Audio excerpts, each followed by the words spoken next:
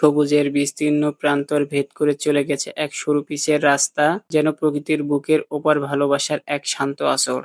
দর্শক, আমি এখন আছি মিশন টু আন্দুলপোতা রোডে, যেটি ঝিকরগাছা উপজেলার শিমুলিয়া ইউনিয়নে অবস্থিত। আজকে ড্রোনের মাধ্যমে এই রাস্তার সৌন্দর্য তুলে ধরার চেষ্টা করব। যেখানে প্রতিটি সকাল শুরু হয় পাখির ডাকে, আর প্রতিটি বিকেল শেষ হয় ধান ক্ষেত থেকে ভেসে আসা গন্ধে। দুপাশেই আছে সারি সারি বাবলা গাছ, রোদে ঝলমল করে তাদের পাতা। এ রাস্তায় আছে এক অদ্ভুত টান, যা শুধু চোখে নয়, মনেও ছুঁয়ে যায়।